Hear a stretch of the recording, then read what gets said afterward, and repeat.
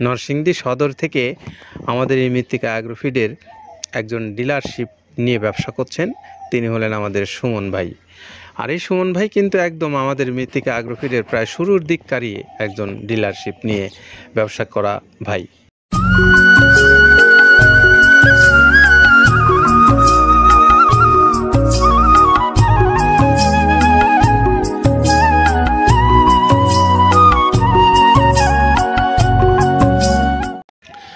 আসসালামু আলাইকুম রহমতুল্লাহ। দেশে এবং দেশের বাইরে প্রিয় ক্রেতা ভাইরা, আপনারা যেখানে আছেন আপনাদের সকলকে স্বাগত জানাচ্ছি মৃত্তিকা অ্যাগ্রোফিড মিল থেকে। মৃত্তিকা অ্যাগ্রোফিড মিল থেকে আজকে আমার পিছনে দেখতে পাচ্ছেন একটা গাড়ি ছেড়ে যাবে কিছুক্ষণের মধ্যেই। আর এই গাড়িটার গন্তব্যস্থল হলো নরসিংদী। নরসিংদী সদর থেকে আমাদের এই মৃত্তিকা অ্যাগ্রোফিডের একজন ডিলারশিপ নিয়ে ব্যবসা করছেন। তিনি হলেন আমাদের সুমন ভাই। আর এই সুমন ভাই কিন্তু একদম আমাদের মৃত্তিকা অ্যাগ্রোফিডের প্রায় শুরুর দিককারই একজন ডিলারশিপ নিয়ে ব্যবসা করা ভাই। তার কাছ থেকে আপনারা প্রচুর খাদ্য নিয়েছেন। আপনারা যারা নিয়েছেন তারা তো বটেই, আর যারা নেননি তারাও চাইলে এই নাম্বারটাতে যোগাযোগ করে নিতে পারবেন নরসিংদী সদরের সুমন ভাইয়ের কাছে। নাম্বারটা বলে দিচ্ছি 0161480827408। এটা হলো আমাদের সুমন আহমেদ ভাইয়ের মোবাইল নাম্বার। যারা নরসিংদী সদরের আশেপাশের খামারি ভাইরা আছেন আপনারা চাইলে এখান থেকে এই খাদ্যটা সংগ্রহ করে নিয়ে খাওয়াতে পারেন আপনার পশুগুলোকে। তো আপনি আপনার পশুগুলোকে খাবার খাওয়াবেন, কোন ধরনের খাবার খাওয়াবেন বা সেই খাবারের গুণগত মান কেমন, খাবারটা আপনার পশু খাবে কিনা বা খেলে মোটা তাজা হবে কিনা বা দুগ্ধ উৎপাদন করবে কিনা গরুটা ঠিকমতো, সেই বিষয়গুলো কিন্তু জানাটাও আপনার জন্য জরুরি। তো আসুন আমরা একটু শুরুতেই জেনে নেব যে খাবারের যে উপকরণগুলো ব্যবহার করা হয়েছে সেই উপকরণগুলো কি কি আছে। আমরা কাদের ভাইয়ের কাছ থেকে একটু শুনে আসি। প্রথমে দেওয়া আছে মসুরের ডাউল। এই ডাউলটা আপনার এ গ্রেড না, 2 গ্রেডের ডাউল এটা।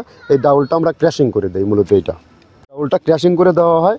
আর 2 নম্বর আছে হচ্ছে ডাবলির খোসা।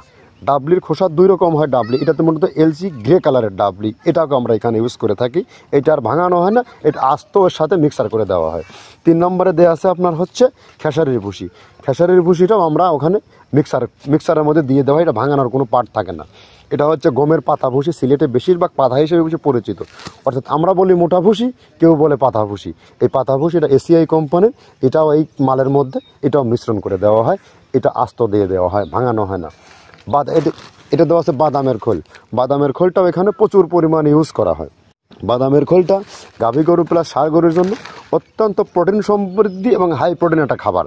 আপনারা খাবার যদি নিয়ে থাকেন তাহলে দেখবেন আস্ত যে খোলটা বাজে, এটা মূলত বাদামের খোল আর নারিকেলের খোল। কারণ এইটা আমরা ক্র্যাশিং করে দেয় না, এই কারণে এটা পানিতে দেওয়ার পরে মুহূর্তের মধ্যে এটা মিশে যায়, পানিতে গলে যায়, যার কারণে এটা আমরা দেই না। যাক, এটাও আমরা প্রচুর পরিমাণে ইউজ করে থাকি। এটা হচ্ছে মসুরের এলচি ভুসি। এটার মধ্যে ধোলা দেখছেন, ধোলা না, এর ভিতরে আছে ডাউল। এলচি ভুসিটা আমরা প্রচুর পরিমাণে ইউজ করে থাকি। আর এটা হচ্ছে মসুরেরই কুন, অনেক রকমের ডাউলের সংমিশ্রণ তৈরি, এটা দেওয়া হয়। আর এটা আছে মাসকালার ভুসি। মাসকালার ভুসিটা গাভী গরুর জন্য অত্যন্ত ভালো এবং দুধের জন্য বেস্ট। এটা মাসকালার ভুসিটা প্রচুর পরিমাণে দেওয়া হয়। এটা ভাজা এবং কাঁচা দুইটা হয়। এটা হচ্ছে ধানের কোড়া। ধানের কোড়ানোর গ্রেড অনেক আছে, এটা ভালো যে গ্রেড সেইটা আমরা এটা ইউজ করে থাকি। এটা দেওয়া হচ্ছে ডাউলের বেসন। ডাউলকে ক্র্যাশিং করে ময়দা করা হয়, যেটা দিয়ে চানাচুর তৈরি হয়, স্ট্রিট ফুড তৈরি হয়, এটাও আমরা প্রচুর পরিমাণে ইউজ করে থাকি।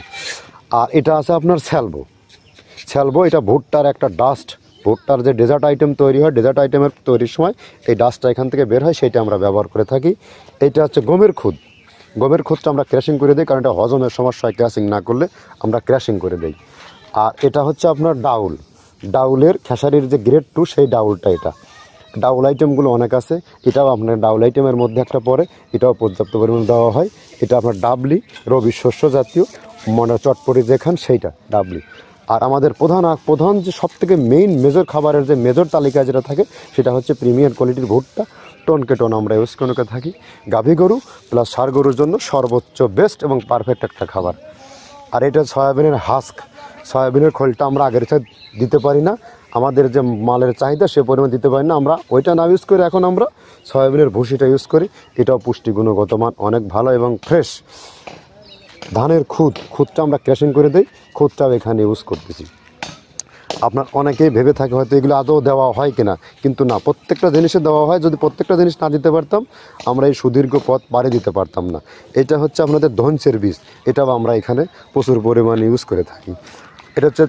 এইটা হচ্ছে আপনার সরিষার খোল। সরিষার খোলটা আমরা ক্র্যাশিং করে দিই, নাহলে এটা ভিজতে সময় লাগে। এটা ক্র্যাশিং করে দেয়। এটা অ্যাঙ্কারের সাদা ভুসি। এটা ছাগলকে যারা ছাগল পালে তারা বেশি এটার সাথে পরিচিত।